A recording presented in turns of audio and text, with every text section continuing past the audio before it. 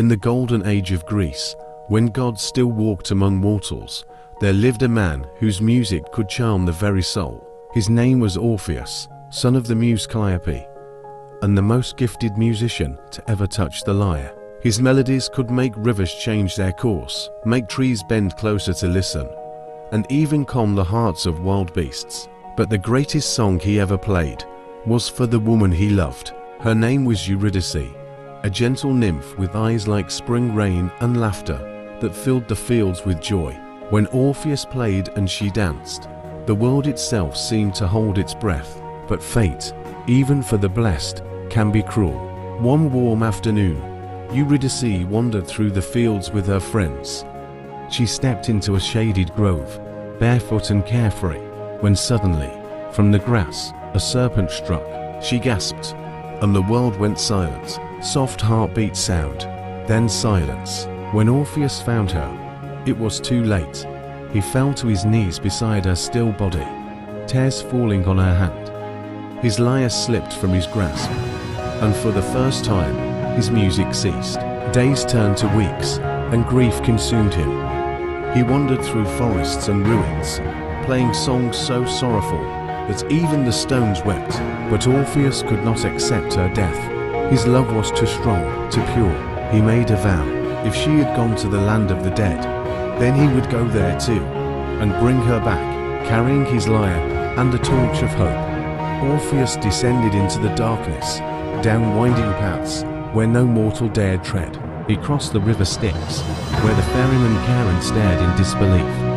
No living man could cross, and yet, when Orpheus played, the river stilled, and Charon's boat moved as if drawn by the song.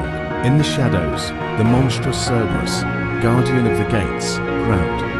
But Orpheus's melody softened even his 3 fierce hearts, and the beast lay down, closing its eyes in peace.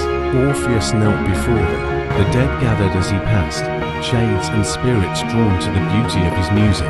At last, he reached the throne of Hades, lord of the underworld, and Persephone, the queen beside him.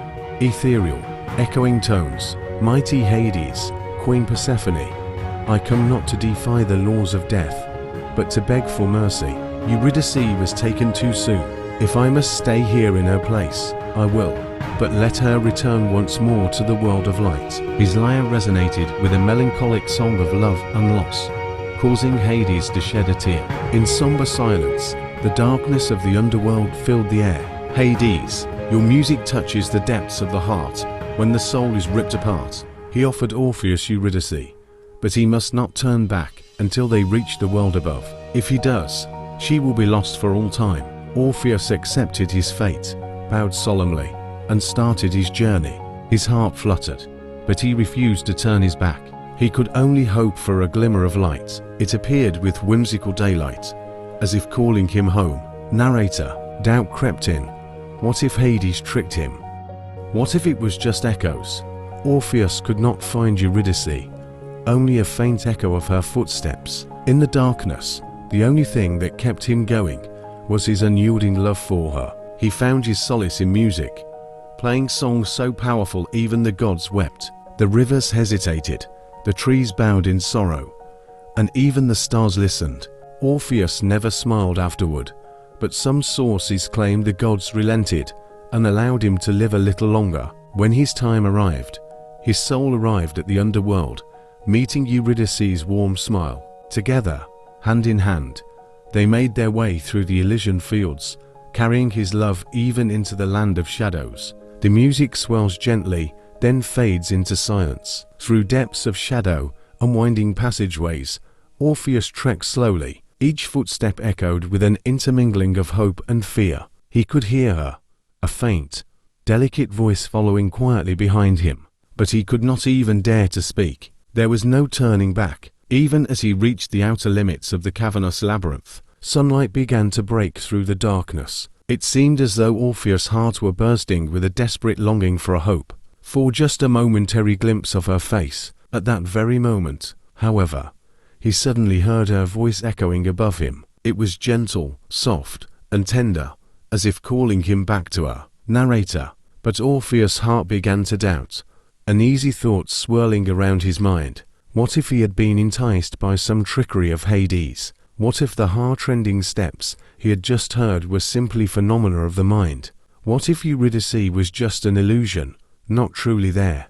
And as he listened to the still-growing silence, it almost seemed as though he should be able to feel her presence just like it were. So, just as he reached the final, and seemingly last, step toward the entrance, the sunlight almost filled the labyrinth, breaking through the darkness before him. A heart-stopping moment. Music abruptly halts. There's a lasting pause. It was there. A glimpse of her, her kind eyes filled with love and sorrow, smiling at him as she spoke. Orpheus, I cannot help you. I must go. And, without a word, she was gone. It seemed as though he had lost his way, lost to the world of the dead, where there was no return. Even today, whispers of the legend of Orpheus, incredible love stories still carry on among the ancient Greek tales. The rivers slowed, the trees bowed their branches low, and even the stars seemed to listen closely to these tales of longing and passion. Orpheus never smiled again, and, in some unknown way, he lived on in the hearts and minds of those who still believed in the power of true love. For it is said that some of the gods even took pity on him, granting him a final chance at redemption. When his time came, his soul was gently carried to the land of the dead, where Eurydice awaited him, forever smiling beneath the ever-blooming trees of the Elysian fields. There he found true love, a love that never died.